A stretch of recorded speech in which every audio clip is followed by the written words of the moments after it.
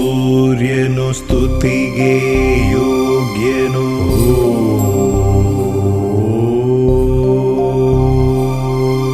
ದಿವ್ಯ ಚಿತ್ತನು ಜ್ಯೋತಿರ್ಗಮನು.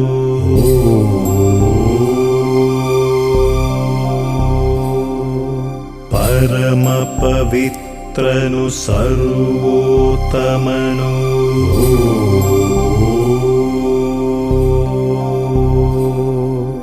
ಅನಂತ ಪಿತನು ಶಾಂತಿಯ ನೃಪನು.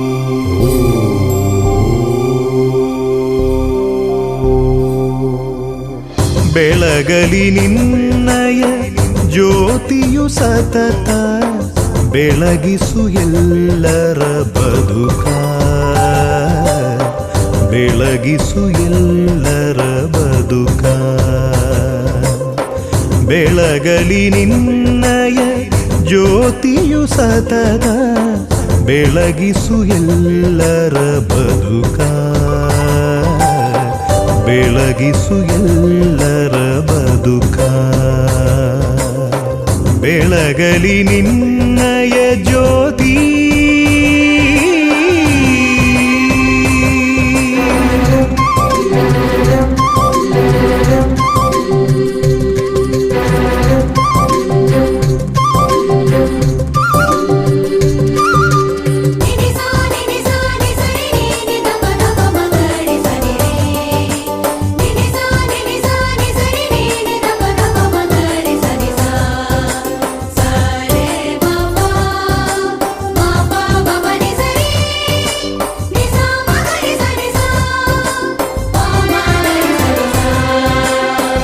ಮುಸುಕಿದ ಮನದಲ್ಲಿ ಉದಯಿಸು ನೀ ಉಜ್ವಲ ಜ್ಯೋತಿಯನು.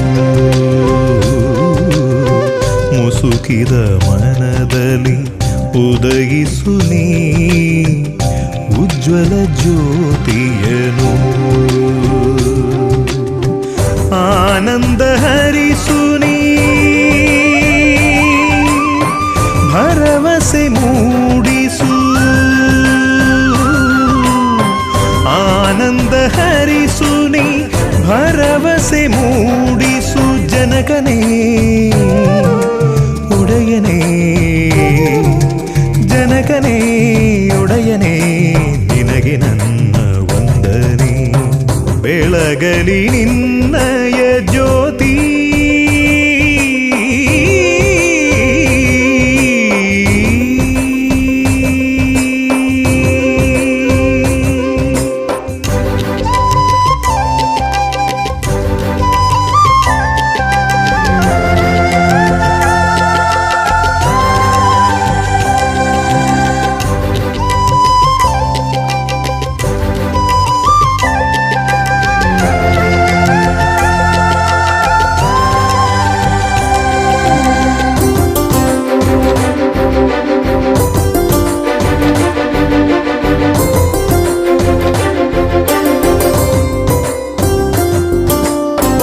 ಹೃದಯದಿ ಪರಮನ ನೆನೆಯುತನ ಶುಭವನು ಬೇಡುವೆನು. ಹೃದಯದಿ ಪರಮನ ನೆನೆಯುತನ ಶುಭವನು ಬೇಡುವೆನು. ಸರ್ವರ ಬದುಕನು ಮಂಗಳವಾಗಿಸು. ಸರ್ವರ ಬದುಕನು ಮಂಗಳವಾಗಿಸು. ಜನಕನೇ ಒಡೆಯನೇ, ಜನಕನೇ ಒಡೆಯನೇ, ನಿನಗೆ ನನ್ನ ವಂದನೆ. ಬೆಳಗಲಿ ನಿನ್ನಯ ಜ್ಯೋತಿಯು ಸತತ, ಬೆಳಗಿಸು ಎಲ್ಲರ ಬದುಕ. ಬೆಳಗಿಸು ಎಲ್ಲರ ಬದುಕ. ಬೆಳಗಲಿ ನಿನ್ನಯ ಜ್ಯೋತಿಯು ಸತತ, ಬೆಳಗಿಸು ಎಲ್ಲರ ಬದುಕ. ಬೆಳಗಿಸು ಎಲ್ಲರ ಬದುಕ. ಬೆಳಗಲಿ ನಿನ್ನಯ ಜ್ಯೋತಿ.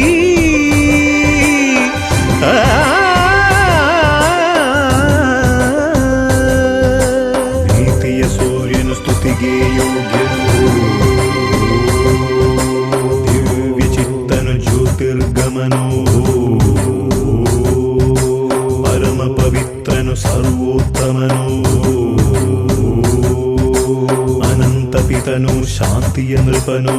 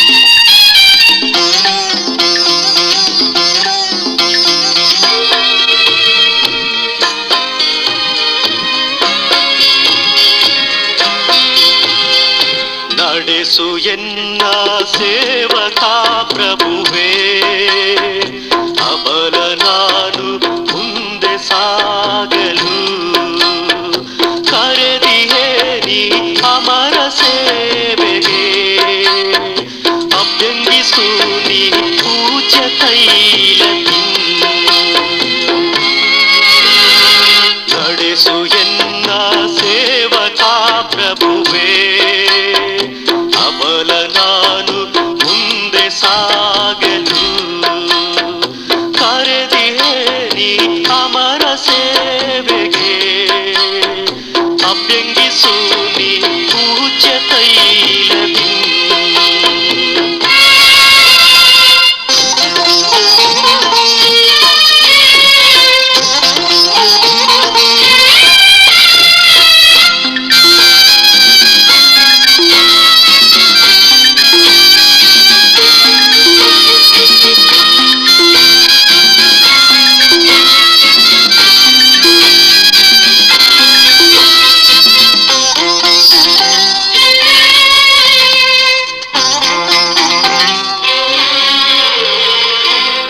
ಸ್ನೇಹದ ದೇಗುಲದಿ ತುಂಬಿಹೇ ವಾಣಿ ಅರಿಯೆನು ಎಂದರು ಕರೆದಿಹೇ ಸಾರಲು ಓದಿಪೆ ನಿನ್ನ ವಾರ್ತೆಯ ಮಾಡುವೆ ನಿನ್ನ ಸೇವೆಯ ಜಗದಿ ನಿನ್ನ ಸಾಕ್ಷಿಯಾಗಿ ಬಾಳುವೆ ನಾ ಜ್ಯೋತಿಯಾಗಿ ಅಭ್ಯಂಗಿಸು ಆತ್ಮರಿಂ ನಿನ್ನಯ ಶಿಷ್ಯನ ನಡೆಸು ಎನ್ನ ಸೇವಕ ಪ್ರಭುವೇ ಅಬಲ ನಾನು ಮುಂದೆ ಸಾಗಲು ಕರೆದಿಹೇ ನೀ ಅಮರ ಸೇವೆಗೆ ಅಭ್ಯಂಗಿಸು ನೀ ಪೂಜ್ಯ ತೈಲದಿ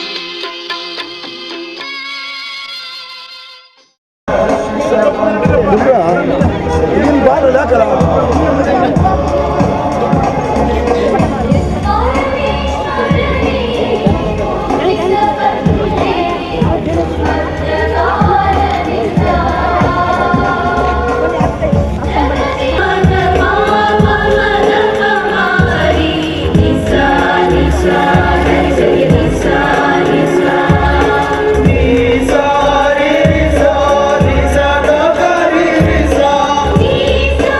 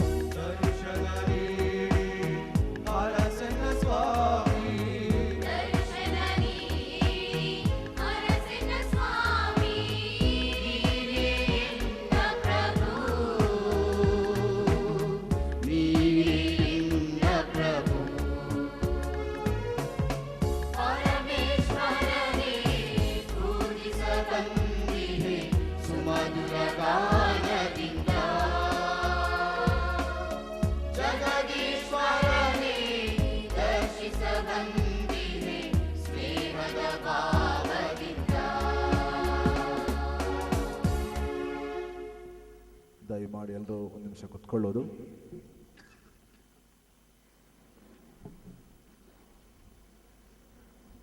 ಆತ್ಮೀಯ ಸಹೋದರ ಸಹೋದರಿಯರೇ,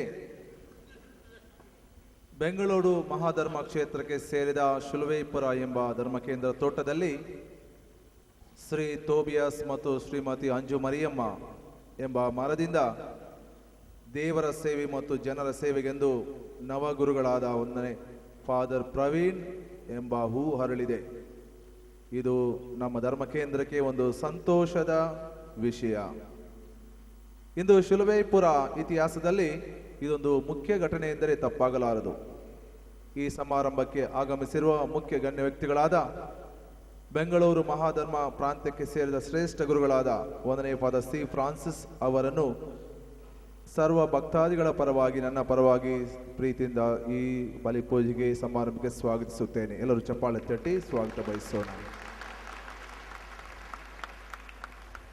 ಅಂತೆ ನಮ್ಮ ಶಿಲುವೆಪುರ ಧರ್ಮಕೇಂದ್ರದ ಅಭಿವೃದ್ಧಿಗೆ ಕಾರಣಕರ್ತರಾದ 1ನೇ ಫಾದರ್ ಹೆಲ್ಮಟ್ ಅವರು ಜರ್ಮನಿಯಿಂದ ಆಗಮಿಸಿದ್ದಾರೆ. ಒಂದು ವಾರಕ್ಕೋಸ್ಕರ ಬಂದು ನಮ್ಮ ಧರ್ಮಕೇಂದ್ರದಲ್ಲಿ ಒಬ್ಬ ಗುರುಗಳಾಗಿ ಪ್ರಥಮ ಬಲಿಪೂಜೆಯನ್ನು ನಮ್ಮ ಧರ್ಮಕೇಂದ್ರ ಅರ್ಪಿಸುತ್ತಿದ್ದಾರೆ ಎಂದು ತಿಳಿದು ನಾನು ಇಲ್ಲೇ ಇರುತ್ತೇನೆ ಎಂದು ತಮ್ಮ ಪ್ರೀತಿಯನ್ನ ನಮ್ಮ ಧರ್ಮಕೇಂದ್ರದ ಮೇಲೆ ಮತ್ತು ಪ್ರತಿಯೊಬ್ಬ ಗುರುಗಳ ಕನ್ಯಾಸ್ತ್ರೀಯರ ಭಕ್ತಾದಿಗಳ ಮೇಲಿರುವಂತಹ ಪ್ರೀತಿಯನ್ನ ವ್ಯಕ್ತಪಡಿಸಿ ಇಂದು ಆಗಮಿಸಿದ್ದಾರೆ.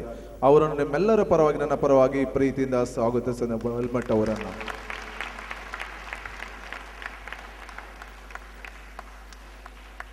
ಅಂತೆಯೇ ನಮ್ಮ ನವಗುರುಗಳಾದ 1ನೇ ಫಾದರ್ ಪ್ರವೀಣ್ ಇವರನ್ನು ಅನೇಕ ವರ್ಷಗಳಿಂದ ತಿದ್ದಿ ತೀಡಿ ಅವರಿಗೆ ಒಳ್ಳೆ ವಿದ್ಯಾಭ್ಯಾಸವನ್ನು ಕೊಟ್ಟು ಇಂದು ಅವರ ಪ್ರೌನ್ಶಲ್ ಅವರು ಫ್ರಾನ್ಸಿಸ್ ಸರೋವ್ ಮತ್ತು ಇತರ ಗುರುಗಳು ಬಂದಿದ್ದಾರೆ. ಇವರ ನಿಮ್ಮೆಲ್ಲರ ಪರವಾಗಿ, ನನ್ನ ಪರವಾಗಿ ಈ ಪ್ರೌನ್ಶಲ್ ಅವರನ್ನು, ಜೆಸುಯಿಟ್ ಪ್ರೌನ್ಶಲ್ ಅವರನ್ನು ಪ್ರೀತಿಯಿಂದ ಸ್ವಾಗತಿಸುತ್ತೇನೆ.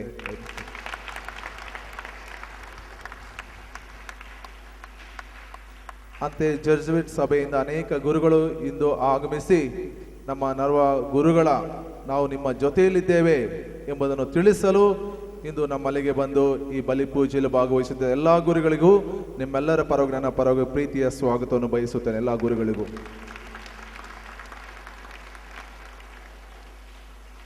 ಹಾಗೆ ನಮ್ಮಲ್ಲಿ ಕನ್ಯಾಸ್ತ್ರೀಯರು ಸಂತ ಅನ್ನಮ್ಮನವರ ಸಭೆ, ಇನ್ನು ಇತರ ಸಭೆಯು ಸಹ ಅನೇಕರು ನಮ್ಮ ನವಗುರುಗಳಿಗೆ ಪ್ರಾರ್ಥನೆ ಮಾಡಿ ನಾವು ನಿಮಗಾಗಿ ಪ್ರಾರ್ಥನೆ ಮಾಡುತ್ತೇವೆ ಎಂದು ಹೇಳುತ್ತಾ ಈ ಬಲಿಪೂಜೆಯಲ್ಲಿ ಸಮಾರಂಭಕ್ಕೆ ಆಗಮಿಸಿದ್ದಾರೆ. ನಿಮ್ಮೆಲ್ಲರ ಪರವಾಗಿ, ನನ್ನ ಪರವಾಗಿ ಎಲ್ಲ ಕನ್ಯಾಸ್ತ್ರೀಯರಿಗೂ ಸಹ ನಾನು ಪ್ರೀತಿಯ ಸ್ವಾಗತವನ್ನು ಬಯಸುತ್ತೇನೆ.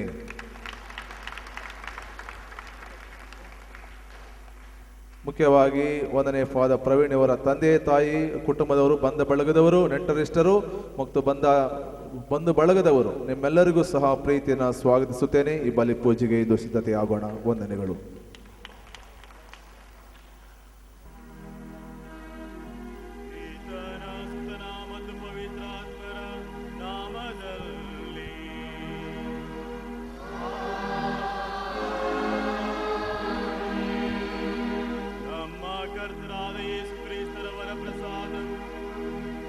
ದೇವರ ಪ್ರೀತಿಯು ಪವಿತ್ರಾತ್ಮರ ಅನ್ಯೋನ್ಯತೆಯು ನಿಮ್ಮೆಲ್ಲರೊಡನೆ ಇರಲಿ.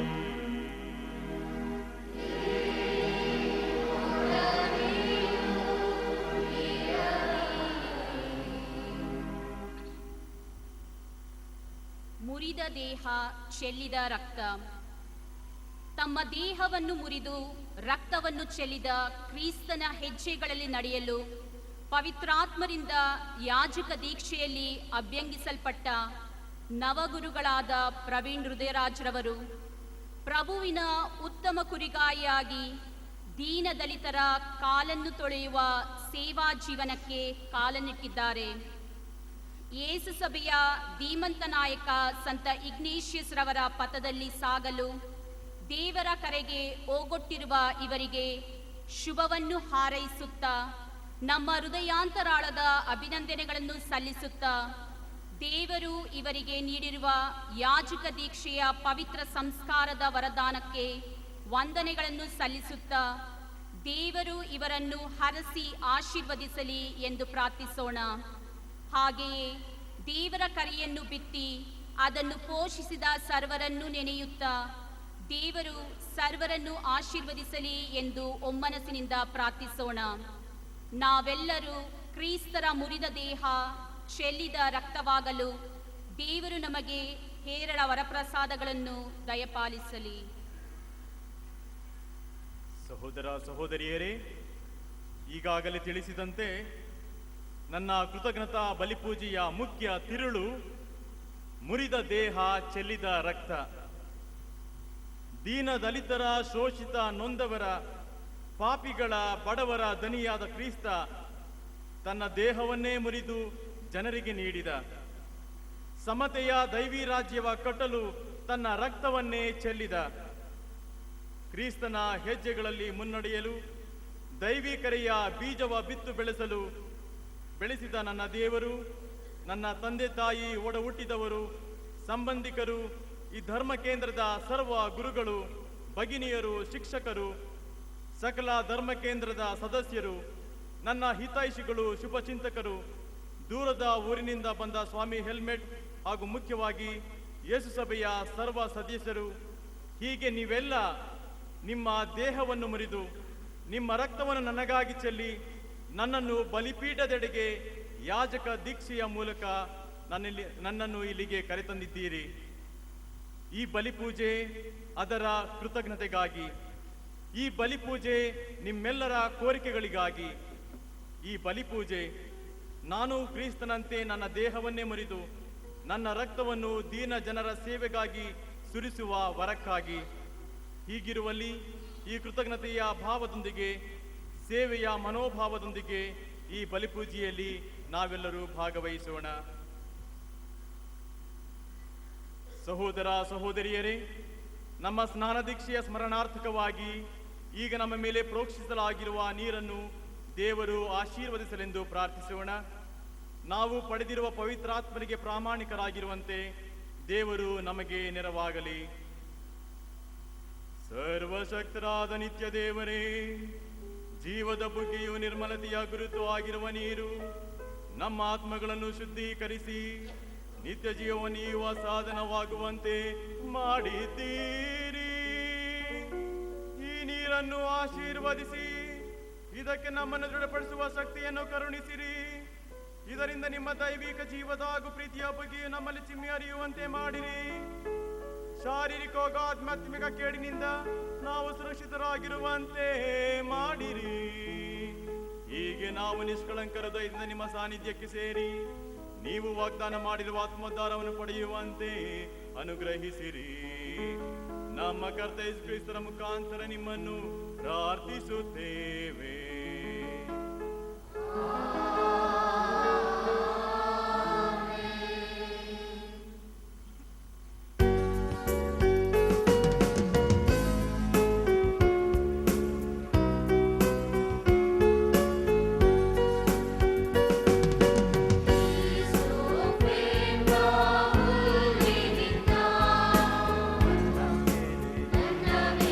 ನೀರನ್ನು ಚಿಮುಕಿಸುವಿರಿ.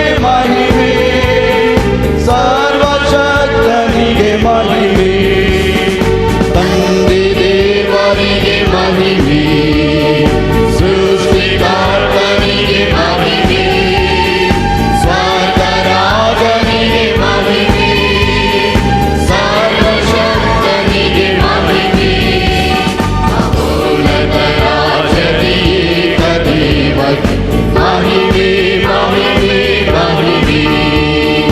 ಭುವನ ರಾಜ್ಯದಲ್ಲಿ ಸುವನ ಮನುಜಗೆ ಶಾಂತಿ, ಶಾಂತಿ, ಶಾಂತಿ.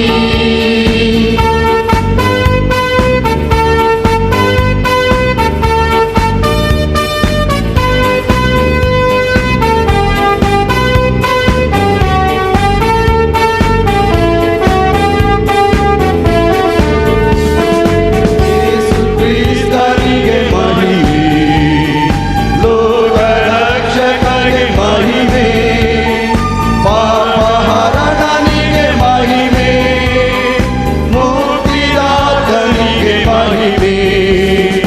ಯೇಸು ಕ್ರಿಸ್ತನಿಗೆ ಮಹಿಮೆ, ಲೋಕರಕ್ಷಕನಿಗೆ ಮಹಿಮೆ, ಪಾಪಹರಣನಿಗೆ ಮಹಿಮೆ, ಮುಕ್ತಿದಾತನಿಗೆ ಮಹಿಮೆ, ಅಪೂರ್ವದ ರಾಜನಿಗೆ ದೇವರಿಗೆ ಮಹಿಮೆ, ಮಹಿಮೆ, ಮಹಿಮೆ.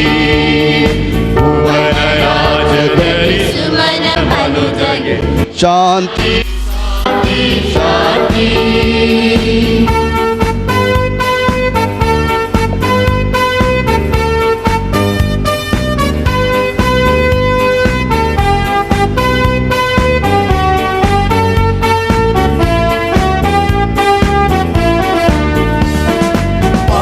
ಪಾವನಾತ್ಮನಿಗೆ ಮಹಿಮೆ, ಶಕ್ತಿಯಾತನಿಗೆ ಮಹಿಮೆ, ದಿವ್ಯ ಪ್ರೇರಕನಿಗೆ ಮಹಿಮೆ, ಶಾಂತಿದಾತನಿಗೆ ಮಹಿಮೆ, ಪಾವನಾತ್ಮನಿಗೆ ಮಹಿಮೆ, ಶಕ್ತಿದಾತನಿಗೆ ಮಹಿಮೆ, ದಿವ್ಯ ಪ್ರೇರಕನಿಗೆ ಮಹಿಮೆ, ಶಾಂತಿದಾತನಿಗೆ ಮಹಿಮೆ, ಅಪೂರ್ವದ ರಾಜನಿಗೆ ದೇವರಿಗೆ ಮಹಿಮೆ, ಮಹಿಮೆ, ಮಹಿಮೆ. ವರರಾಜನಿಗೆ ಸುವನ ಮನುಜಗೆ ಶಾಂತಿ, ಶಾಂತಿ, ಶಾಂತಿ.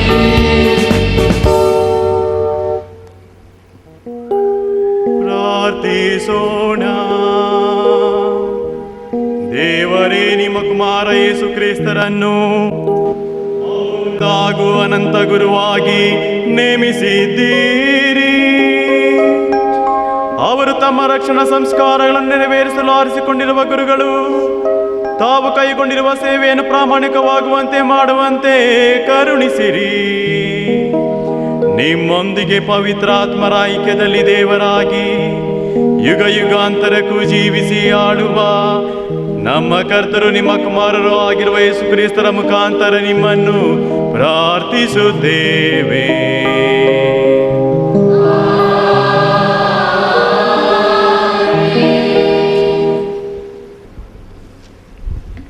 ಮೊದಲನೆಯ ವಾಚನ. ಇಂದಿನ ಮೊದಲನೆಯ ವಾಚನದಲ್ಲಿ 7 ಮಂದಿ ಸಹೋದರರು ತಮ್ಮ ವಿಶ್ವಾಸದಲ್ಲಿ ದೃಢವಾಗಿದ್ದು ಅದಕ್ಕಾಗಿ ತಮ್ಮ ಪ್ರಾಣವನ್ನೇ ನೀಡುವುದನ್ನು ಕೇಳುತ್ತೇವೆ. ನಾವು ಸಹ ದೇವರ ವಾಕ್ಯದಂತೆ ನಡೆದು ಅವರ ಸಾಮ್ರಾಜ್ಯವನ್ನು ಸ್ಥಾಪಿಸಲು ಸದಾ ಸಿದ್ಧರಿರಬೇಕು ಮತ್ತು ಅದಕ್ಕಾಗಿ ನಮ್ಮನ್ನೇ ಮುರಿದು ನಮ್ಮ ರಕ್ತವನ್ನೇ ಚೆಲ್ಲಲು ಸಿದ್ಧರಾಗಿರಬೇಕೆಂದು ಈ ವಾಚನ ತಿಳಿಸುತ್ತದೆ.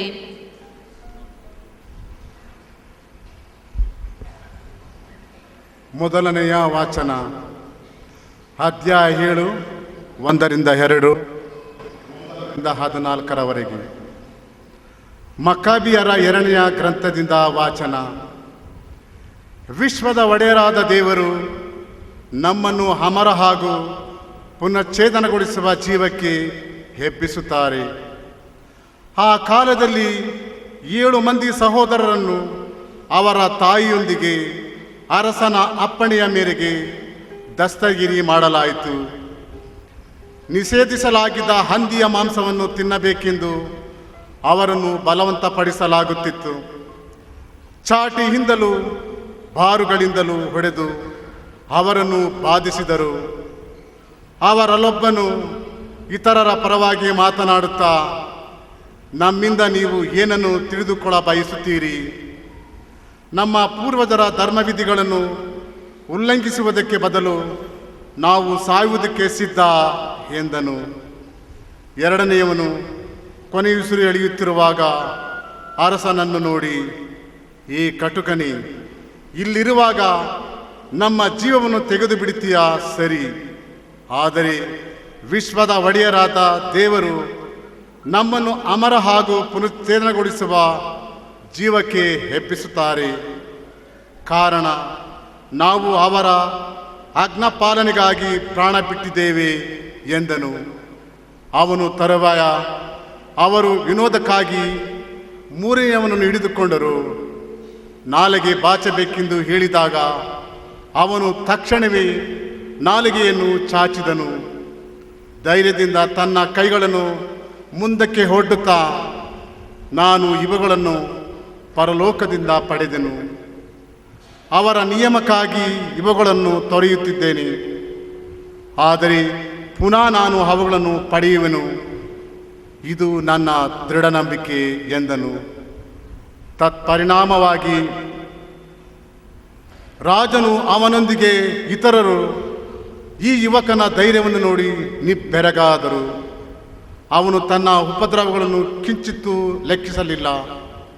ಅವನು ಸತ್ತನ ಮೇಲೆ ನಾಲ್ಕೈವನನ್ನು ಸಹ ಅದೇ ಪ್ರಕಾರ ಹಿಂಸಿಸಿ ಉಪದ್ರವಪಡಿಸಿದರು. ಅವನು ಪ್ರಾಣ ಬಿಡುವಾಗ ಮತ್ಸ್ಯ ಮಾನವರ ಕೈಗಳಿಂದ ಸಾವನ್ನು ಅನುಭವಿಸಿ ದೇವರಿಂದ ಮರಳಿ ಹೆಪ್ಪಿಸಲ್ಪಡುವನೆಂಬ ದೇವದತ್ತ ನಿರೀಕ್ಷೆಯನ್ನು ಎದುರು ನೋಡುವುದು ಶ್ರೇಯಸ್ಕರ. ನೀವಾದರೂ ಜೀವಕ್ಕೆ ಪುನಃ ಉತ್ಥಾನವಾಗುವಂತಿಲ್ಲ ಎಂದನು. ದೇವರ ವಾಕ್ಯವಿದು.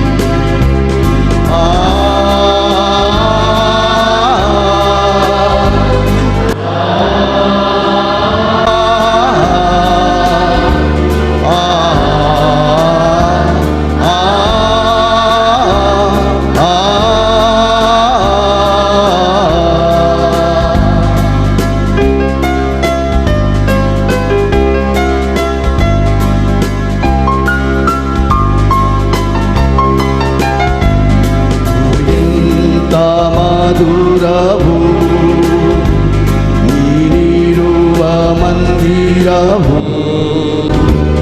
ಉಲ್ಲಾಸವು ಉನ್ಮಾದವು ನನ್ನೇಸು ಸಾನ್ನಿಧ್ಯವು.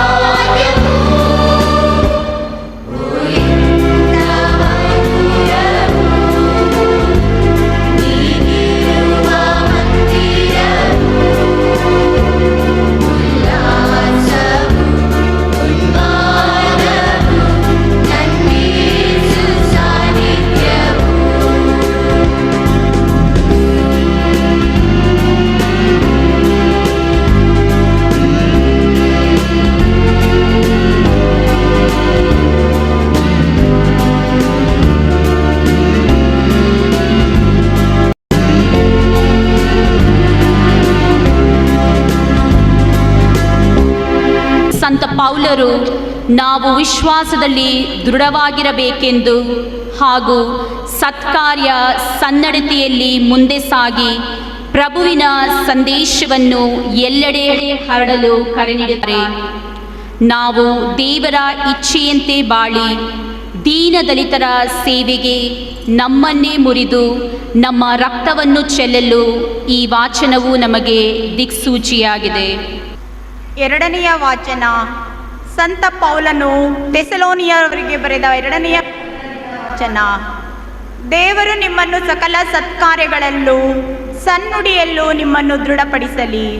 ಸಹೋದರರೇ, ನಮ್ಮನ್ನು ಪ್ರೀತಿಸಿ ನಿತ್ಯಾಧರಣೆಯನ್ನು ಉತ್ತಮ ನಿರೀಕ್ಷೆಯನ್ನು ಅನುಗ್ರಹವಾಗಿ ಕೊಟ್ಟಿರುವ ನಮ್ಮ ಪ್ರಭುವಾದ ಯೇಸು ಕ್ರಿಸ್ತರು ಹಾಗೂ ಪಿತನಾದ ದೇವರು ನಿಮ್ಮ ಹೃನ್ಮನಗಳನ್ನು ಉತ್ತೇಜನಗೊಳಿಸಲಿ. ಸಕಲ ಸತ್ಕಾರ್ಯಗಳಲ್ಲೂ ಸನ್ನುಡಿಯಲ್ಲೂ ನಿಮ್ಮನ್ನು ದೃಢಪಡಿಸಲಿ. ಕೊನೆಯದಾಗಿ ಸಹೋದರರೇ, ನಮಗಾಗಿಯೂ ಪ್ರಾರ್ಥನೆ ಮಾಡಿ. ಪ್ರಭುವಿನ ಸಂದೇಶ ನಿಮ್ಮಲ್ಲಿ ಹಬ್ಬಿ ಹರಡಿದಂತೆ ಎಲ್ಲೆಲ್ಲಿಯೂ ಪಸರಿಸಿ ಪ್ರಖ್ಯಾತವಾಗಲಿ.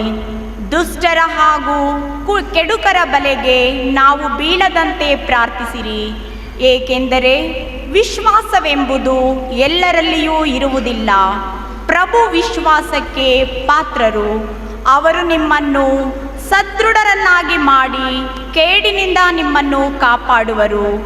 ನಾವು ನಿಮಗಿತ್ತ ಆಜ್ಞೆಗಳನ್ನು ಪಾಲಿಸಿಕೊಂಡು ಬರುತ್ತಿದ್ದೀರಿ, ಇನ್ನು ಮುಂದೆಯೂ ಪಾಲಿಸುತ್ತೀರಿ ಎಂದು ನಿಮ್ಮ ವಿಷಯವಾಗಿ ಪ್ರಭುವಿನಲ್ಲಿ ನಮಗೆ ಭರವಸೆ ಇದೆ. ದೇವರ ಪ್ರೀತಿಯನ್ನು, ಕ್ರಿಸ್ತ ಯೇಸುವಿನ ಸಹನೆಯನ್ನು ನೀವು ಕಲಿತುಕೊಳ್ಳುವಂತೆ ಪ್ರಭುವೇ ನಿಮ್ಮ ಅಂತರಂಗವನ್ನು ಬೆಳಗಿಸಲಿ. ದೇವರ ವಾಕ್ಯವಿದು.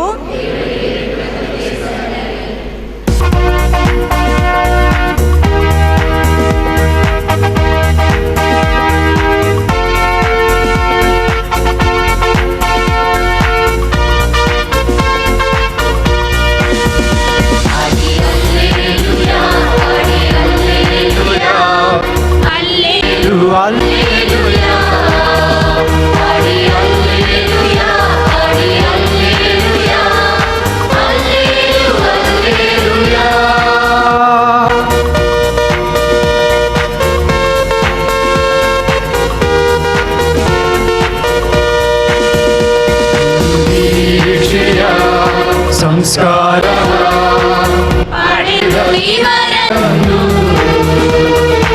ಆತ್ಮವೇ ಹರಸಿರಿ, ಪ್ರೀತಿ ಪೋಷಿಸಿರಿ. ಗುರುದೀಕ್ಷೆಯ ಸಂಸ್ಕಾರವ ಪಡೆದ ಇವರನ್ನು ಆತ್ಮವೇ ಹರಸಿರಿ, ಪ್ರೀತಿ ಪೋಷಿಸಿರಿ.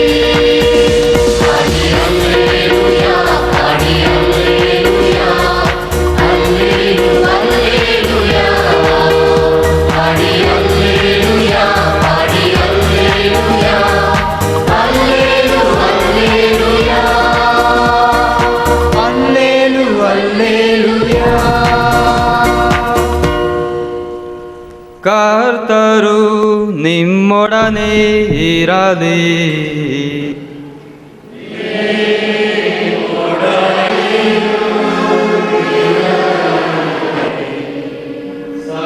ಯೋಹಾನನು ಬರೆದ ಶುಭ ಸಂದೇಶದಿಂದ ವಾಚನ.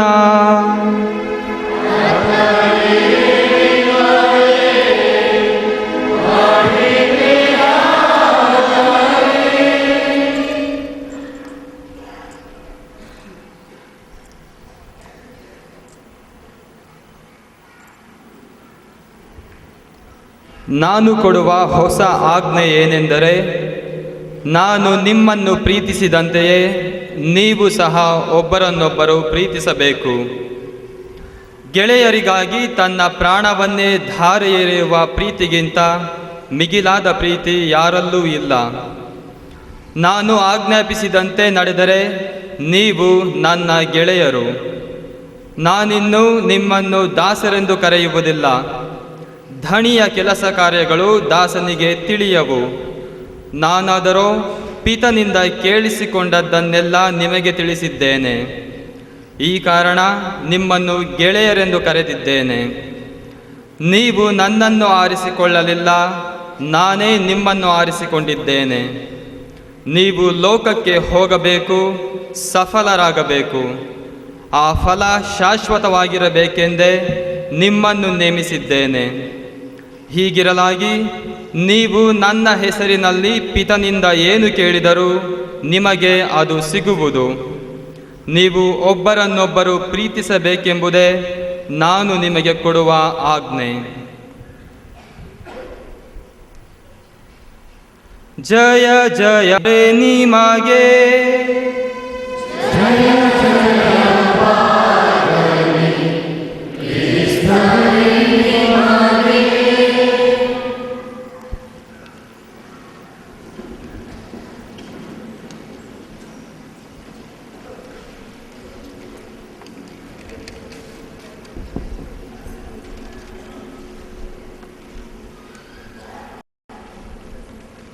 ಪ್ರೀತಿಯ ಸಹೋದರ ಸಹೋದರಿಯರೇ, ನಿನ್ನೆ ತಾನೇ ಗುರು ದೀಕ್ಷೆಯನ್ನು ಪಡೆದು ತಮ್ಮ ಮೊದಲ ಕೃತಜ್ಞತಾ ಬಲಿ ಪೂಜೆಯನ್ನು ಅರ್ಪಿಸಲು ವಂದನೀಯ ಗುರು ಪ್ರವೀಣ್ ಅವರು ಸಜ್ಜಾಗುತ್ತಿದ್ದಾಗ ಅವರಿಗೆ ಶುಭ ಹಾರೈಸಲು, ಅವರಿಗಾಗಿ ಪ್ರಾರ್ಥಿಸಲು ನಾವೆಲ್ಲ ಇಲ್ಲಿ ನೆರೆದಿದ್ದೇವೆ.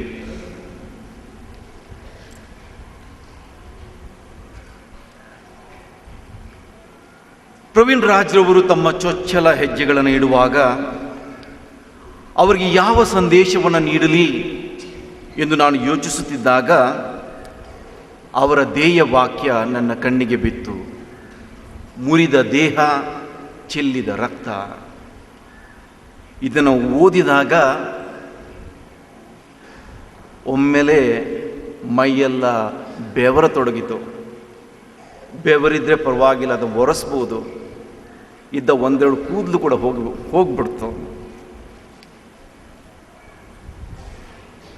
ಯೇಸು ಗುರುಗಳನ್ನು ಸಾಯಲು ಕರೆಯುತ್ತಾರೆಯೇ?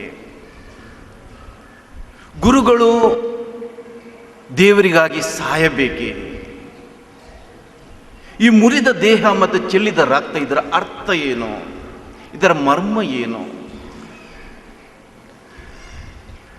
ಇದರ ಬಗ್ಗೆ ನಾವು ಬೈಬಲನ್ನು ಓದಿದರೆ ನಮಗೆ ಸಿಗುವ ಸಂದೇಶ ಒಂದೇ. ದೇವರ ಮೊದಲ ಆಜ್ಞೆ ಏನಂದರೆ ಫಲಪ್ರದರಾಗಿರಿ, ಬಹು ಸಂತಾನವನ್ನು ಪಡೆದುಕೊಳ್ಳಿರಿ, ವಿಶ್ವವ್ಯಾಪ್ತಿಯಾಗಿರಿ.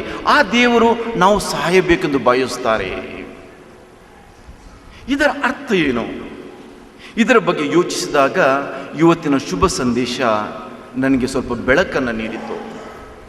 ಯೇಸು ದಾಸ ಮತ್ತು ಸ್ನೇಹಿತ ಇಬ್ಬರನ್ನ ಮುಖಾಮುಖಿಯಾಗಿಸಿ ನನ್ನ ಸ್ನೇಹಿತರಾಗಿರಿ, ದೇವರ ಸ್ನೇಹಿತರಾಗಿರಿ ಎಂಬ ಸಂದೇಶವನ್ನು ಕೊಡ್ತಾ ಇದ್ದಾರೆ. ನನ್ನ ಸ್ನೇಹಿತರಾಗಿರಿ.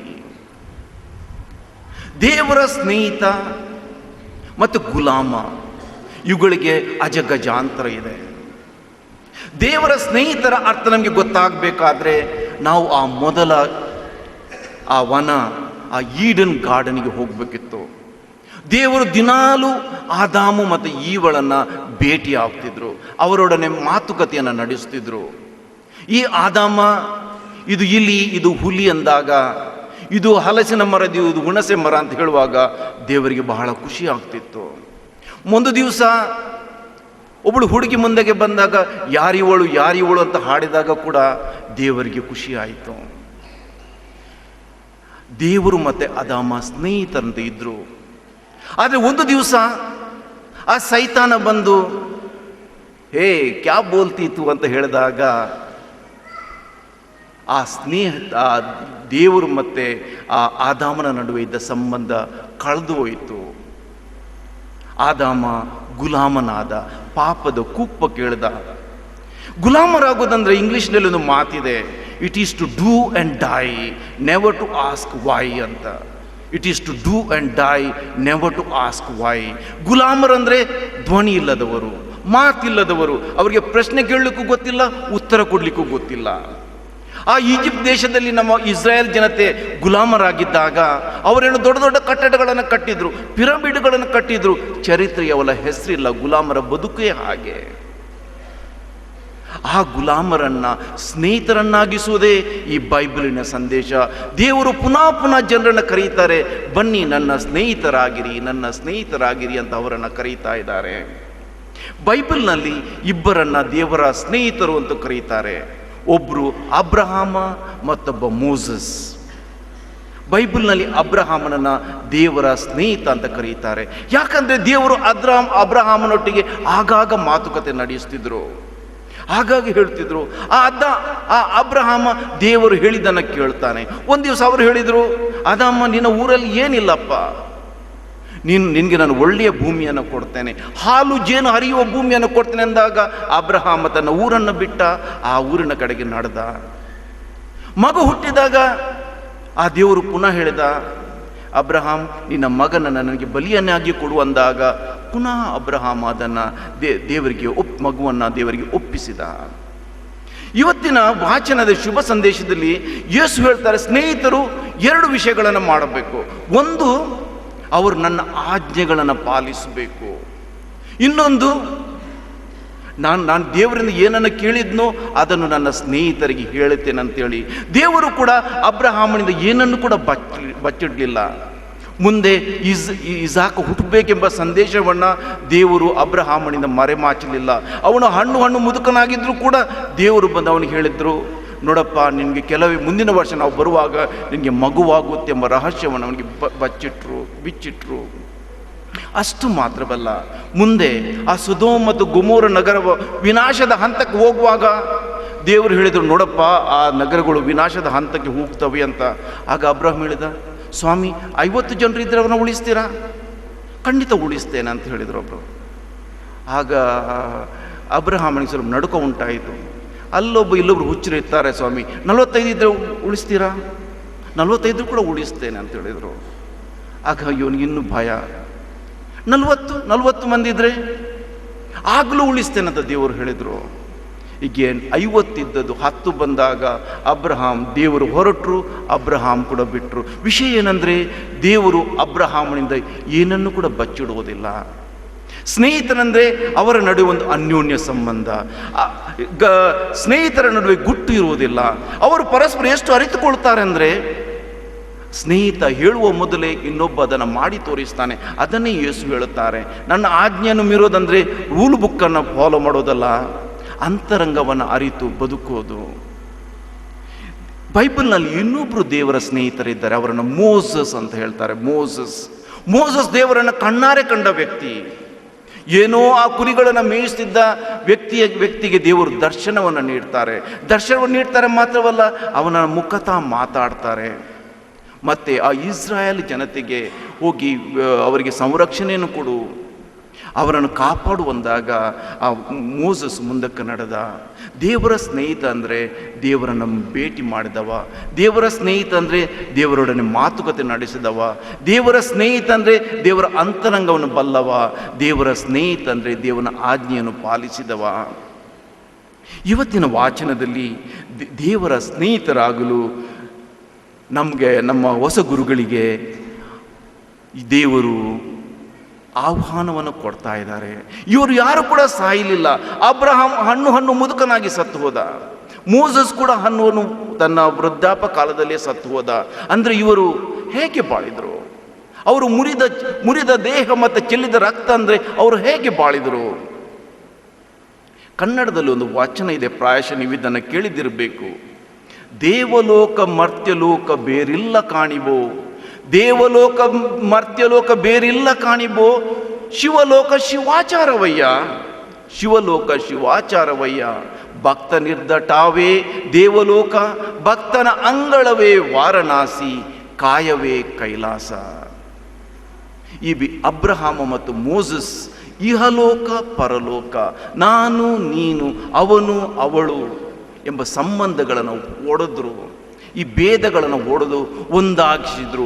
ಪರಲೋಕವನ್ನು ಭೂಲೋಕನ ಒಂದಾಗಿಸಿದ್ರು. ಇವರಾರು ಅಂತ ಹೇಳದೆ ಎಲ್ಲರನ್ನ ತಮ್ಮದಾಗಿಸಿಕೊಂಡ್ರು.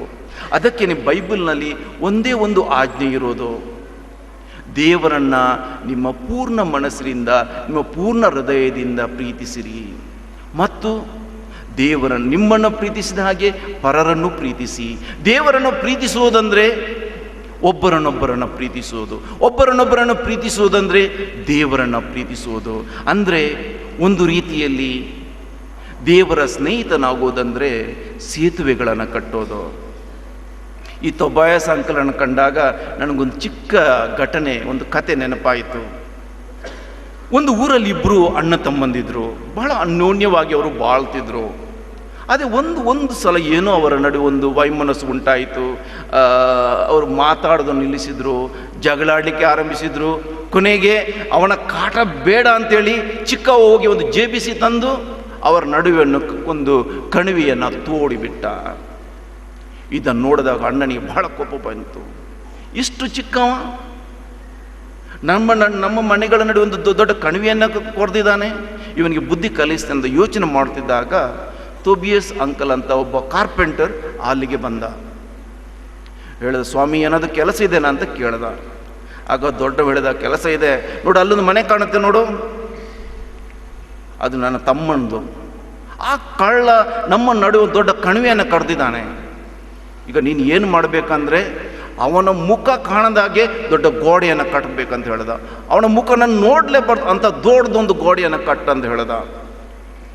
ಆ ಗೋಡೆ ಕಟ್ಟಬೇಕಾದ್ರೆ ನನಗೆ ಅದಕ್ಕೆ ಏನು ಕಟ್ಟಿಗೆ ಬೇಕಲ್ವೇ, ಮರ ಬೇಕಲ್ವೇ, ಅಲ್ಲಿ ಇಲ್ಲಿದೆ ತುಂಬ ಇದೆ ಅಂತ ಹೇಳಿದ. ಕೆಲವು ಮೊಳೆಗಳು ಈಗ ತಂದು ಕೊಡ್ತೆ ಅಂದರೆ ಪೇಟೆಗೆ ಹೋಗಿ ಮೊಳೆಗಳನ್ನು ತಂದ. ಆಗ ಅಣ್ಣ ಹೇಳಿದ, ನೋಡು ಮರ ಇಲ್ಲಿದೆ, ಮೊಳೆ ಇಲ್ಲಿದೆ, ದೊಡ್ಡದೊಂದು ಗೋಡೆಯನ್ನು ಕಟ್ಟು, ನಾನು ಮುಖವನ್ನು ನೋಡ್ದಂತ ಮಾಡು ಅಂತ ಹೇಳ್ದ. ಆಮೇಲೆ ಅಣ್ಣ ಎಲ್ಲೋ ಬೇರೆ ಊರಿಗೆ ಹೋದ. 2-3 ದಿವಸ ಆಗಿ ಮನೆಗೆ ಬರುವಾಗ ಗೋಡೆಯ ಬದಲು 2 ಮನೆಗಳ ನಡುವೆ ಒಂದು ಸೇತುವೆ ಆಗಿದೆ. ಆ ಸೇತುವೆ ಇನ್ನೊಂದು ಕಡೆಯಲ್ಲಿ ತಮ್ಮ ನಿಂತಿದ್ದಾನೆ, ಇನ್ನೊಂದು ಕಡೆಯಲ್ಲಿ ಅಣ್ಣ ನಿಂತು ಸೇತುವೆಯನ್ನು ನೋಡ್ತಿದ್ದಾನೆ. ಅಣ್ಣನನ್ನು ನೋಡಿದ್ದೆ ತಮ್ಮ ಓಡಿ ಬಂದು ಹೇಳ್ದ, ಅಣ್ಣೋ ತಪ್ಪಾಯ್ತಣ್ಣ, ನಾನು ನಿನ್ನನ್ನು ಬೈದ್ರು, ನಮ್ಮ ನಡುವೆ ಒಂದು ಕಣಿವೆಯನ್ನು ಕೊರೆದ್ರು, ಸೇತುವೆಯನ್ನು ಕಟ್ಟಿದಲ್ಲ, ನಿನ್ನ ದೊಡ್ಡ ಮನಸ್ಸು ಅಣ್ಣ, ನಿನ್ನ ದೊಡ್ಡ ಮನಸ್ಸು ಅಂತ ಹೇಳ್ದ. ಆಗ ಅಣ್ಣ ಹೇಳಿದ, ನನ್ನ ದೊಡ್ಡ ಮನಸ್ಸು ಅಲ್ಲಪ್ಪ, ನನ್ನ ಮನಸ್ಸುಗಳು ಚಿಕ್ಕದೇ, ಅದೇ ಕಾರ್ಪೆಂಟರ್ ಒಂದು ಸೇತುವೆಯನ್ನು ಕಟ್ಟಿದ. ಇಬ್ಬರು ಅಬ್ಬಿ ತಬ್ಬಿ ಪರಸ್ಪರ ಅಪ್ಪಿಕೊಂಡು ಪುನಃ ಸ್ನೇಹಿತರಾದರು. ದೇವರ ಸ್ನೇಹಿತರಾಗೋದಂದರೆ ಸೇತುವೆಯನ್ನು ಕಟ್ಟೋದು. ಸೇತುವೆಯನ್ನು ಕಟ್ಟೋದು ಎಲ್ಲಿ? ಮೊದಲು ನಮ್ಮೊಳಗೆ. ಕೆಲವರಿಗೆ ಸಮಸ್ಯೆ ಇದೆ, ನನ್ನ ಮೂಗು ಸರಿ ಇಲ್ಲ, ಕಿವಿ ಸರಿ ಇಲ್ಲ, ಕೈ ಸರಿ ಇಲ್ಲ, ಕಾಲು ಸರಿ ಇಲ್ಲ, ನನಗೆ ಆ ರೋಗ ಈ ರೋಗ, ಹಣ ಇಲ್ಲ, ಇದಿಲ್ಲ ಅದಿಲ್ಲ, ಇಂತಹದ 100 ಒಡಕುಗಳು ನಮ್ಮಲ್ಲಿವೆ. ನನಗೆ ಡಾನ್ಸ್ ಮಾಡಲಿಕ್ಕಾಗೋದಿಲ್ಲ, ನನಗೆ ಹಾಡಲಿಕ್ಕಾಗೋದಿಲ್ಲ, ಈ ಥರ 100 ರೀತಿಯ ಒಡಕುಗಳನ್ನಿದೆ. ಇವುಗಳನ್ನು ಯಾರು ಇದರ ನಡುವೆ ಯಾರೊಂದು ಸೇತುವೆಯನ್ನು ಕಟ್ತಾನೋ, ಯಾರಲ್ಲಿ ಈ ಸಮಾಧಾನ ಇದೆಯೋ ಆತ ದೇವರ ಸ್ನೇಹಿತನಾಗ್ತಾನೆ. ಯಾರು ಅವರು ಬೇರೆಯವರು, ಬೇರೆ ಮನೆಯವರು, ಬೇರೆ ಜಾತಿಯವರು, ಬೇರೆ ಭಾಷೆಯವರು, ಬೇರೆ ದೇಶದವರು ಅಂತ ಹೇಳ್ತಾರೋ, ಅವುಗಳನ್ನು ಬಿಟ್ಟು ಯಾರು ಸೇತುವೆಯನ್ನು ಕಟ್ತಾರೋ ಅವರು ದೇವರ ಸ್ನೇಹಿತರಾಗ್ತಾರೆ. ದೇವರ ಸ್ನೇಹಿತರಿಗೆ ಪರಲೋಕ ಭೂಲೋಕ ಎಂಬ ಭೇದ ಇಲ್ಲ. ದೇವರ ಸ್ನೇಹಿತರಿಗೆ ಅವನು ಎಂಬ ಭೇದ ಇಲ್ಲ. ಅವರೆಲ್ಲರೂ ಒಂದಾಗಿ ಬಾಳ್ತಾರೆ. ಅವರ ಈ ಹೃದಯದಲ್ಲಿ, ಅವರ ದೇಹದಲ್ಲೇ ಪರಲೋಕ ಇರುತ್ತೆ. ಎಲ್ಲರೂ ಇರ್ತಾರೆ. ಪ್ರೀತಿಯ ಫಾದರ್ ಪ್ರವೀಣ್ ರಾಜ್, ನೀವು ಇವತ್ತು ದೊಡ್ಡ ದೇವೋದ್ದೇಶವನ್ನು ಕಟ್ಟಿ ನಿಮ್ಮ ಯಾಜಕಿ ಬದುಕನ್ನು ಆರಂಭಿಸುವಾಗ ಈ ಒಂದು ಚಿಕ್ಕ ಪಾಠವನ್ನು ಮನಸ್ಸಿನಲ್ಲಿಡೋದು ಒಳ್ಳೆಯದು. ದೇಹವನ್ನು ಮುರಿಯಲಿಕ್ಕೆ ಸುಲಭ, ರಕ್ತವನ್ನು ಚೆಲ್ಲಲಿಕ್ಕೂ ಸುಲಭ, ಆದರೆ ನಮ್ಮನ್ನು ವಿಶಾಲಗೊಳಿಸೋದು ಬಹಳ ಕಷ್ಟ. ನಮ್ಮ ದೇಹವನ್ನು, ನಮ್ಮ ಮನಸ್ಸನ್ನು ವಿಶಾಲಗೊಳಿಸಿ ಬಹಳಷ್ಟು ಮಂದಿಯನ್ನು ನಮ್ಮದಾಗಿಸಿದರೆ, ನಾವು ದೇವರ ಸ್ನೇಹಿತರಾದರೆ ದೇವರ ಸಾಮ್ರಾಜ್ಯ ಕಟ್ಟಲಿಕ್ಕೆ ನಮಗೆ ಸಹಜವಾಗುತ್ತೆ. ಮಾನ್ಯನಾಗುವೆ ವಿದ್ಯೆ ತಾಯಿ ತಂದೆ ನಿಜ ಜ್ಞಾನ ದೇವತೆ, ವಿದ್ಯೆಯಿಂದ ಬಾಳಿನ ಸುಖದ ಸಾಧನೆ. ಪ್ರವೀಣ್ ರಾಜ್, ನಿಮ್ಮ ವಿದ್ಯೆ ಇವತ್ತು ಆರಂಭವಾಗಲಿ. ವಿದ್ಯೆ ಆ ಕೊಠಡಿಗಳಿಗೆ ಸೀಮಿತವಾಗದೆ ಬದುಕನ್ನು ಕಲಿಯುವ ನಿಮ್ಮ ಪಾಠ ಆರಂಭವಾಗಲಿ. ನಿಮ್ಮ ಪಾಠಕ್ಕೆ ಎರಡೇ ಪುಸ್ತಕಗಳು ಇರಲಿ. ಒಂದು ಈ ಪುಸ್ತಕ, ಇನ್ನೊಂದು ಅಲ್ಲಿದೆ ಪುಸ್ತಕ. ಜನರು ಇಬ್ಬರನ್ನು ಓದಿ ದೇವರ ಸ್ನೇಹಿತರಾಗಿರಿ, ಜನರ ಸ್ನೇಹಿತರಾಗಿರಿ ಮತ್ತು ದೇವರ ಜೊತೆಗೂಡಿ ದೇವರ ಸಾಮ್ರಾಜ್ಯವನ್ನು ಕಟ್ಟಿರಿ. ಇದೇ ನಮ್ಮ ಹಾರೈಕೆ, ಇದೇ ನಮ್ಮ ಪ್ರಾರ್ಥನೆ. ಪಿತನ, ಸುತನ ಮತ್ತು ಪವಿತ್ರಾತ್ಮನ ನಾಮದಲ್ಲಿ.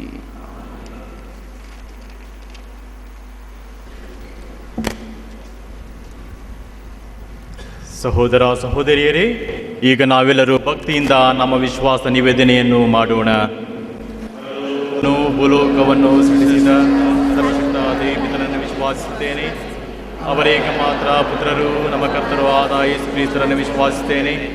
ಇವರು ಪವಿತ್ರಾತ್ಮನಿಂದ ಗರ್ಭಧರಿಸಿದ ಕನ್ಯಾಮರಿಯಮ್ಮನವರಲ್ಲಿ ಹುಟ್ಟಿದರು. ಪೊಂತಿಯಸ್ ಪಿಲಾತನ ಅಧಿಕಾರದಲ್ಲಿ ಮಾಡಲ್ಪಟ್ಟು ಶಿಲುಬೆಗೇರಿಸಲ್ಪಟ್ಟು ಮೃತರಾಗಿ ಸಮಾಧಿ ಮಾಡಲ್ಪಟ್ಟರು. ಪಾತಾಳಕ್ಕಿಳಿದು ಮೂರನೆಯ ದಿನ ಮೃತರ ಮಧ್ಯದಿಂದ ಪುನರ್ಜೀವಂತರಾಗಿದ್ದರು. ಪರಲೋಕಕ್ಕೇರಿ ಸರ್ವಶಕ್ತ ದೇವಿತನ ಬಲಪಾರ್ಶ್ವದಲ್ಲಿ ಕುಳಿತುಕೊಂಡಿದ್ದಾರೆ. ಅಲ್ಲಿಂದ ಜೀವಂತರಿಗೂ ಮೃತರಿಗೂ ತೀರ್ಪು ಕೊಡಲು ಬರುವರು. ಪವಿತ್ರಾತ್ಮರನ್ನು ವಿಶ್ವಾಸಿಸುತ್ತೇನೆ. ಪವಿತ್ರ ಕಥೋಲಿಕ ಧರ್ಮಸಭೆಯನ್ನು, ಸಂತರ ನ್ಯೂನತೆಯನ್ನು ವಿಶ್ವಾಸಿಸುತ್ತೇನೆ. ವಿಶ್ವಾಸಿಸುತ್ತೇನೆ. ಶರೀರ ಪುನರುತ್ಥಾನವನ್ನು ವಿಶ್ವಾಸಿಸುತ್ತೇನೆ. ನಿತ್ಯ ಜೀವವನ್ನು ವಿಶ್ವಾಸಿಸುತ್ತೇನೆ. ಆಮೆನ್. ಪ್ರಿಯರೇ, ವಿಶ್ವಾಸದಿಂದ ಬಾಳುವವರು ವಿಶ್ವಾಸಿಯಾದ ಅಬ್ರಹಾಮನು ಪಡೆದ ಸೌಭಾಗ್ಯವನ್ನು ಪಡೆಯುವರು ಎನ್ನುತ್ತಾರೆ ಸಂತ ಪೌಲರು. ಅದೇ ಅಬ್ರಹಾಮನ ದೇವರಾದ ಜೀವಂತ ಸರ್ವೇಶ್ವರರ ಬಳಿ ನಮ್ಮ ಎಲ್ಲ ಅಗತ್ಯಗಳಿಗಾಗಿ ಭಕ್ತಿಯಿಂದ ನಾವೀಗ ಪ್ರಾರ್ಥಿಸೋಣ. ನಿಮ್ಮ ಪ್ರತ್ಯುತ್ತರ: ಕರ್ತರೇ, ನಿಮ್ಮ ಪ್ರಾರ್ಥಿಸುತ್ತೇವೆ.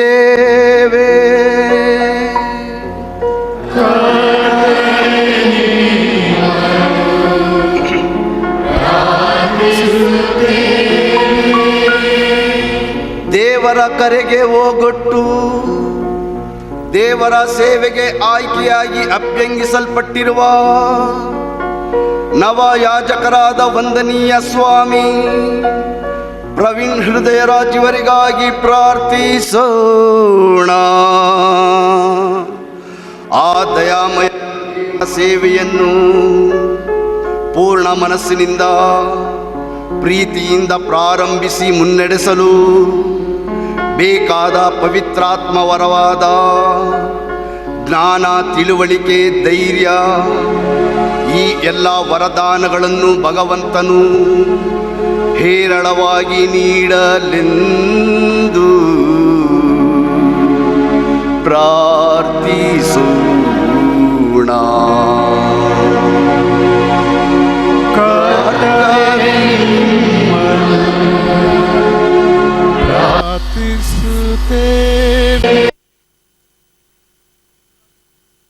ಸೇವೆಗೆ ತಮ್ಮ ಕರುಳ ಕುಡಿಯನ್ನು ದಾರಿ ಎರೆದು ಸಮರ್ಪಿಸಿರುವ ತಂದೆ, ತಾಯಿ ಹಾಗೂ ಸಹೋದರ ಸಹೋದರಿಯರಿಗಾಗಿ ಪ್ರಾರ್ಥಿಸೋಣ. ಆ ಕರುಣಾಳು ದೇವರು ಇವರೆಲ್ಲರನ್ನು ಹೇರಳವಾಗಿ ಆಶೀರ್ವದಿಸಲಿ. ಶಾಂತಿ, ಸಮಾಧಾನವನ್ನು, ಆರೋಗ್ಯ ಭಾಗ್ಯವನ್ನು, ಸುಖಮಯ ಜೀವನವನ್ನು ಈ ಕುಟುಂಬದಲ್ಲಿ ಸ್ಥಿರವಾಗಿರಿಸಲೆಂದು ಪ್ರಾರ್ಥಿಸೋಣ.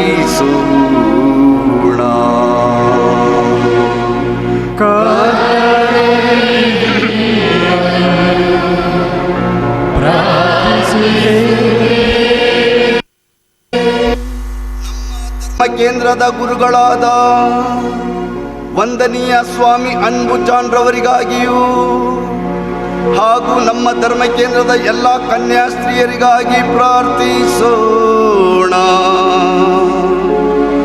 ಆ ಪರಮಾತ್ಮನ ಸೇವೆಯನ್ನು ಮಾಡುತ್ತಿರುವ ಇವರೆಲ್ಲರ ಅಭಿಪ್ರಾಯಗಳು ಈಡೇರಲಿ. ಜೀವನ ಪರ್ಯಂತರ ಉತ್ತಮ ಆರೋಗ್ಯವನ್ನು ನೀಡಿ ದೇವರ ಸೇವೆಯಲ್ಲಿ ಇನ್ನೂ ಹೆಚ್ಚಾಗಿ ಸಕ್ರಿಯವಾಗಿ ಪಾಲ್ಗೊಳ್ಳಲು ಬೇಕಾದ ಶಕ್ತಿಯನ್ನು, ಚೇತನವನ್ನು ಆ ದಯಾಮಯ ದೇವರು ಇವರೆಲ್ಲರಿಗೂ ನೀಡಲೆಂದು ಪ್ರಾರ್ಥಿಸೋಣ.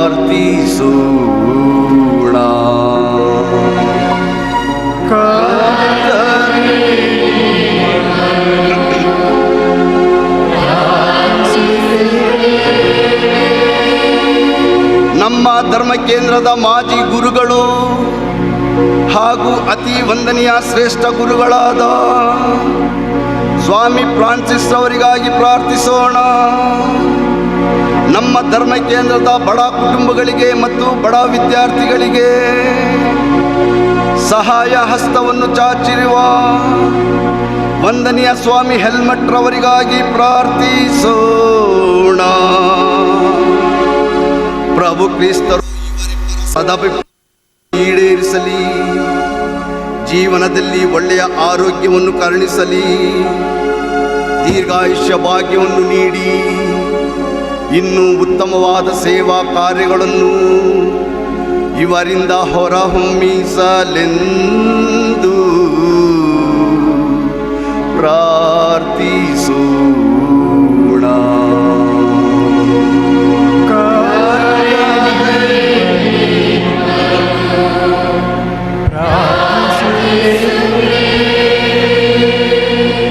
ನಮ್ಮ ನವಗುರುಗಳೊಂದಿಗೆ ಬಲಿ ಪೂಜೆಯಲ್ಲಿ ಭಾಗವಹಿಸಿ ಇವರಿಗಾಗಿ ಹಾಗೂ ನಮ್ಮ ಧರ್ಮ ಕೇಂದ್ರದ ಎಲ್ಲ ಭಕ್ತಾದಿಗಳಿಗಾಗಿ ಪ್ರಾರ್ಥಿಸಲು ಆಗಮಿಸಿರುವ ಯೇಸು ಸಭೆಯ ಪ್ರಾಂತ್ಯಾಧಿಕಾರಿಗಳಾದ ಅತಿ ವಂದನೀಯ ಸ್ವಾಮಿ ಫ್ರಾನ್ಸಿಸ್ ಸೆರಾವೋ ಹಾಗೂ ಯೇಸು ಸಭೆಯ ಇನ್ನಿತರ ಯಾಜಕರುಗಳಿಗಾಗಿ ಪ್ರಾರ್ಥಿಸೋಣ. ಈ ಬಲಿಪೀಠದ ಸುತ್ತಲೂ ನೆರೆದಿರುವ ಎಲ್ಲ ಗುರುವರ್ಗದವರನ್ನು ಈ ಶುಭ ಸಂದರ್ಭದಲ್ಲಿ ಯೇಸು ಕ್ರಿಸ್ತ ಪ್ರಭು ಇವರೆಲ್ಲರ ಅಭಿಪ್ರಾಯಗಳನ್ನು ನೆರವೇರಿಸಲಿ ಮತ್ತು ಜೀವನ ಪರ್ಯಂತರ ಆರೋಗ್ಯವನ್ನು ಸಂರಕ್ಷಿಸಿ ಕಾಪಾಡಲೆಂದು ಪ್ರಾರ್ಥಿಸೋಣ.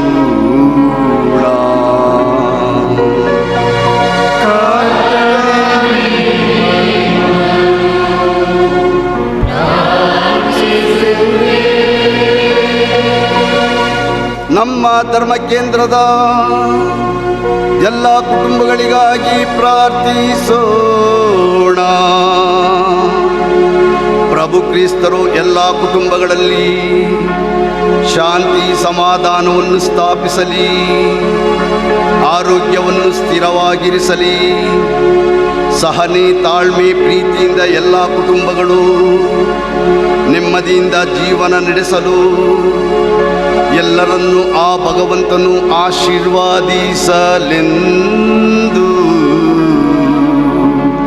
ಪ್ರಾರ್ಥಿಸೋಣ.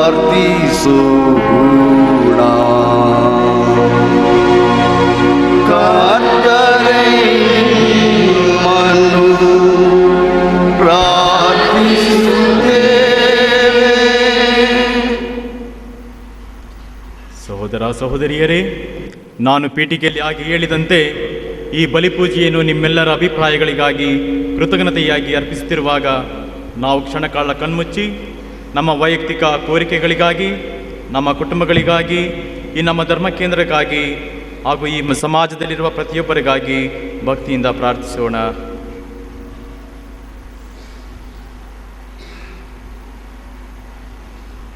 ದಯಾಮಯ ದೇವರೇ, ನಿಮ್ಮ ಯೋಜನೆಗಳನ್ನು ತಿಳಿಸಲು ನಿಮ್ಮ ಪುತ್ರರನ್ನೇ ಕಳುಹಿಸಿದ್ದೀರಿ. ನಾವೆಂದಿಗೂ ಕೃತಜ್ಞರಾಗಿ ಬಾಳಲು ನಮ್ಮೆಲ್ಲರನ್ನು ಹರಸಬೇಕೆಂದು ನಿಮ್ಮ ಪುತ್ರ ಯೇಸು ಕ್ರಿಸ್ತರ ಮುಖಾಂತರ ನಿಮ್ಮನ್ನು ಪ್ರಾರ್ಥಿಸುತ್ತೇವೆ. ಆಮೆನ್.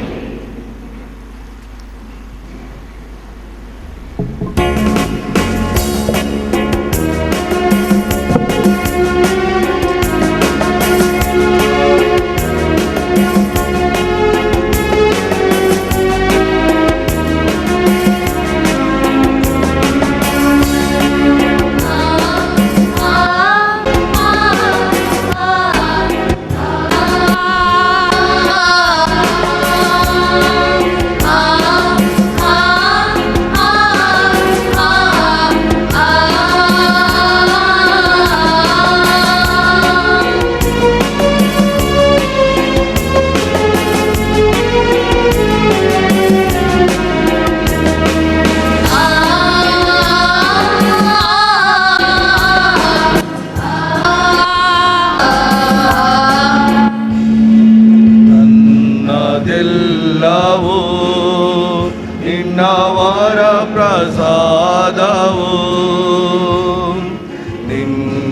ಸೇವೆಗೆ ನನ್ನ ಸಂಸ್ಕರಿಸೋ ಪ್ರಭು. ನನ್ನ ಶಕ್ತಿಯ ಈ ಪ್ರತಿಭೆಯ ಸಾಮರ್ಥ್ಯವ ಸಂಭಾವ್ಯವ ಸ್ವೀಕರಿಸು ಪ್ರಭು.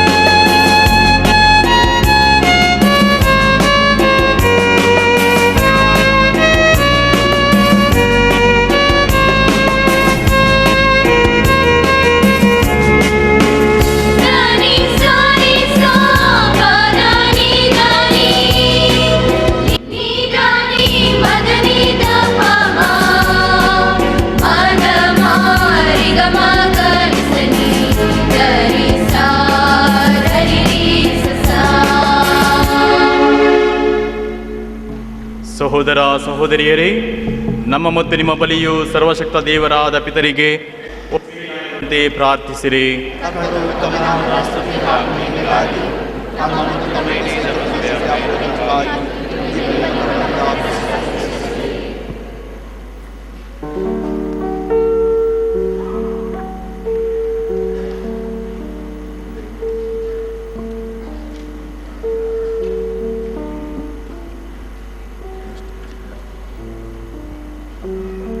ದೇವರೇ, ಯಾಜಕರನ್ನು ಬಲಿಪೂಜೆ ಅರ್ಪಿಸುವುದಕ್ಕೂ ಜನಸೇವೆ ಮಾಡುವುದಕ್ಕೂ ಆರಿಸಿಕೊಂಡಿದ್ದೀರಿ.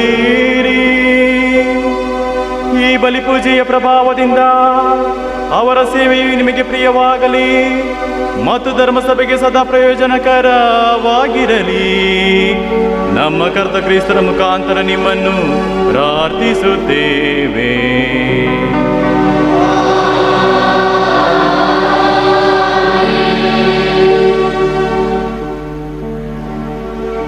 ಕರ್ತರು ನಿಮ್ಮೊಡನೆ ಇರಲಿ.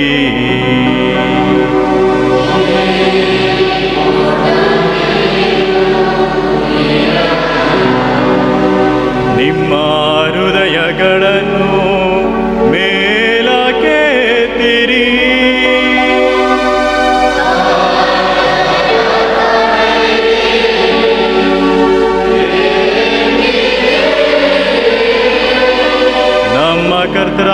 ದೇವರಿಗೆ ಕೃತಜ್ಞತೆಯನ್ನು ಸಲ್ಲಿಸೋಣ.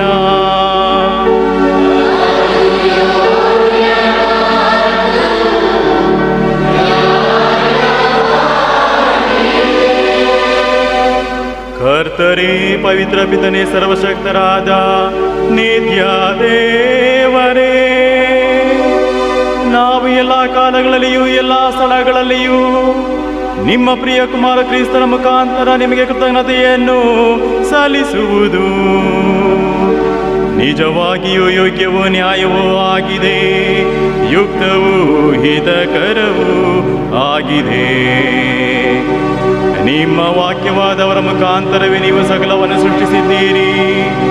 ನಮ್ಮ ರಕ್ಷಕರನ್ನಾಗಿ ವಿಮೋಚಕರನ್ನಾಗಿ ಅವರನ್ನೇ ಕಳುಹಿಸಿದ್ದೀರಿ.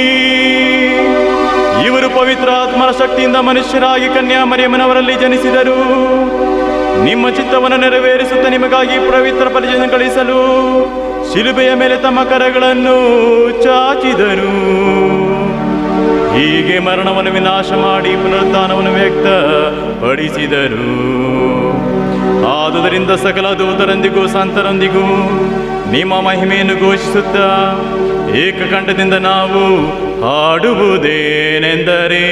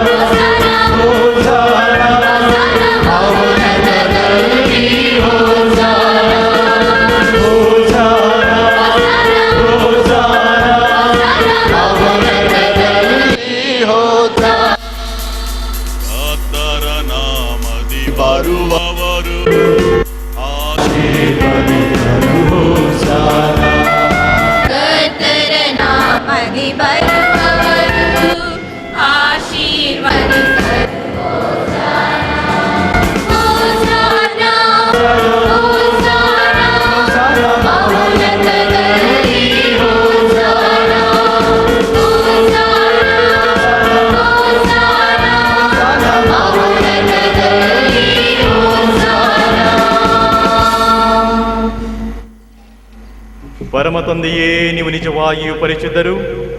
ನೀವು ಉಂಟು ಮಾಡಿದ ಸರ್ವ ಸೃಷ್ಟಿಯು ನಿಮ್ಮನ್ನು ಸ್ತುತಿಸುವುದು ಯುಕ್ತವಾಗಿದೆ. ನಿಮ್ಮ ಕುಮಾರರಾದ ನಮ್ಮ ಕರ್ತ ಯೇಸು ಕ್ರಿಸ್ತರ ಮುಖಾಂತರ ಸಕಲವನ್ನು ಪವಿತ್ರಾತ್ಮರ ಕ್ರಿಯಾಶಕ್ತಿಯಿಂದ ಸಜೀವಗೊಳಿಸಿ ಪಾವನಗೊಳಿಸುತ್ತೀರಿ. ಸೂರ್ಯೋದಯದಿಂದ ಅಸ್ತಮಾನದವರೆಗೆ ನಿಮಗೆ ನಿರ್ಮಲ ಕಾಣಿಕೆಯನ್ನು ಅರ್ಪಿಸುವಂತೆ ನಿಮ್ಮ ಪ್ರಜೆಯನ್ನು ಸತತವೂ ಒಟ್ಟುಗೂಡಿಸುತ್ತೀರಿ. ಆದ್ದರಿಂದ ತಂದೆಯೇ, ನಿಮಗೆ ಅರ್ಪಿಸಲು ನಾವು ತಂದಿರುವ ಈ ಕಾಣಿಕೆಯನ್ನು ನಿಮ್ಮ ಪವಿತ್ರಾತ್ಮರ ಶಕ್ತಿಯಿಂದ ಪಾವನಗೊಳಿಸಿರಿ. ಇವು ನಿಮ್ಮ ಕುಮಾರರು, ನಮ್ಮ ಕರ್ತರು ಆಗಿರುವ ಯೇಸು ಕ್ರಿಸ್ತರ ಶರೀರ ಮತ್ತು ರಕ್ತವಾಗುವಂತೆ ಮಾಡಿರಿ. ಅವರ ಕಟ್ಟಳೆಯಂತೆಯೇ ಈ ಪರಮ ರಹಸ್ಯವನ್ನು ಆಚರಿಸುತ್ತಿರುವ ನಾವು ನಿಮ್ಮನ್ನು ವಿನಯದಿಂದ ಭಿನ್ನಯಿಸುತ್ತೇವೆ.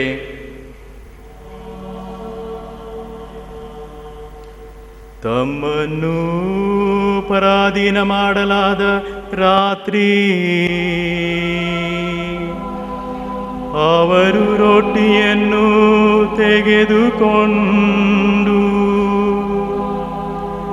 ನಿಮಗೆ ಕೃತಜ್ಞತಾ ಸ್ತೋತ್ರವನ್ನು ಸಲ್ಲಿಸಿ ಅದನ್ನು ಆಶೀರ್ವದಿಸಿ ಮುರಿದು ತಮ್ಮ ಶಿಷ್ಯರಿಗೆ ಕೊಡುತ್ತಾ ಹೀಗೆಂದರು, ಇದನ್ನು ತೆಗೆದುಕೊಂಡು ನೀವೆಲ್ಲರೂ ಭುಜಿಸಿರಿ. ಇದು ನಿಮಗಾಗಿ ಒಪ್ಪಿಸಲಾಗುವ ನನ್ನ ಶರೀರ.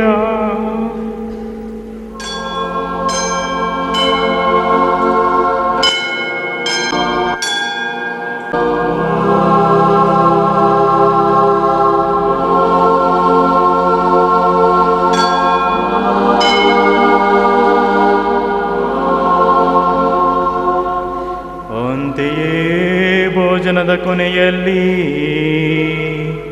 ಪವಿತ್ರ ಪಾನ ಪಾತ್ರೆಯನ್ನು ತೆಗೆದುಕೊಂಡು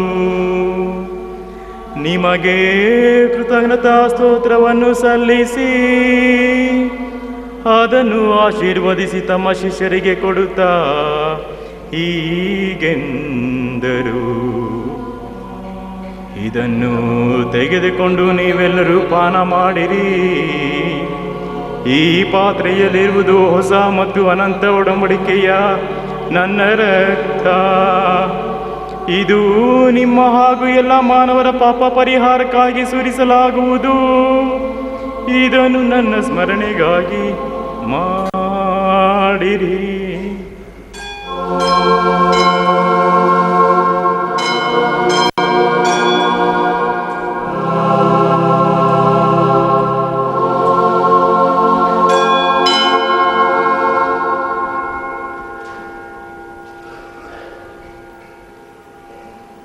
ಇದು ವಿಶ್ವಾಸದ ಪರಮ ರಹಸ್ಯ.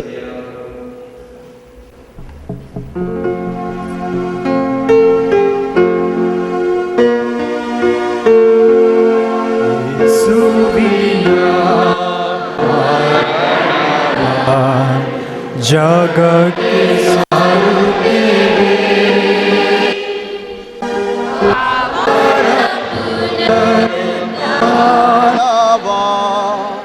ಕೊಂಡಾಡು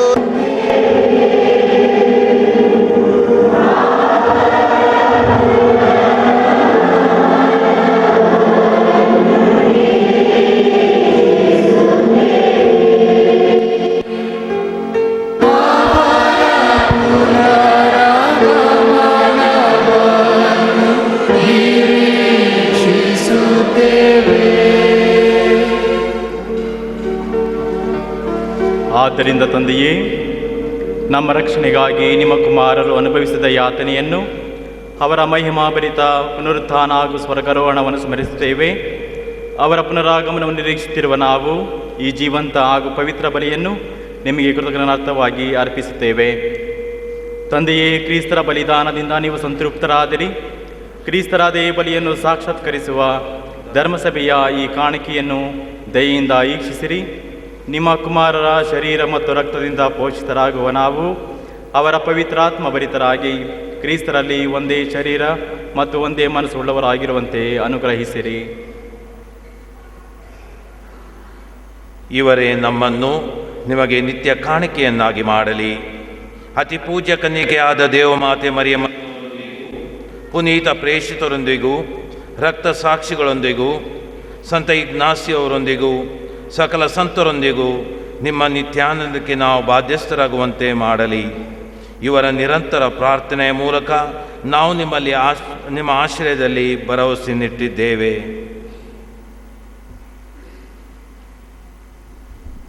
ತಂದೆಯೇ, ನಮ್ಮನ್ನು ನಿಮ್ಮೊಡನೆ ಸಂಧಾನಗೊಳಿಸುವ ಈ ಬಲಿಯು ಇಡೀ ಲೋಕದ ಶಾಂತಿ ಹಾಗೂ ರಕ್ಷಣೆಗೆ ನೆರವಾಗಲಿ. ಬಹುಲೋಕದಲ್ಲಿ ಯಾತ್ರಾಸ್ಥಿತಿಯಲ್ಲಿರುವ ನಿಮ್ಮ ಧರ್ಮಸಭೆಯನ್ನು ದೃಢಪಡಿಸಿರಿ.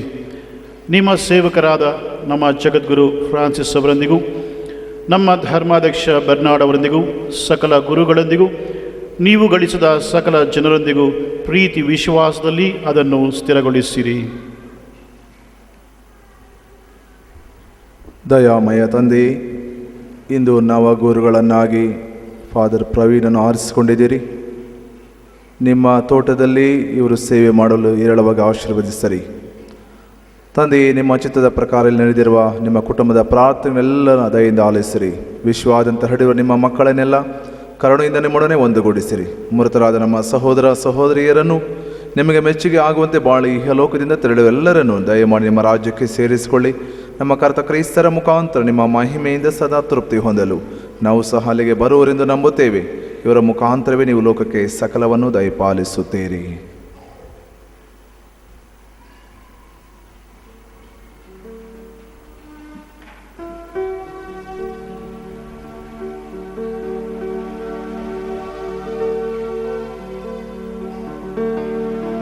ಇವರ ಮುಖಾಂತರವು ಇವರೊಂದಿಗೂ ಇವರಲ್ಲಿಯೂ ಸರ್ವಶಕ್ತ ತಂದೆಯ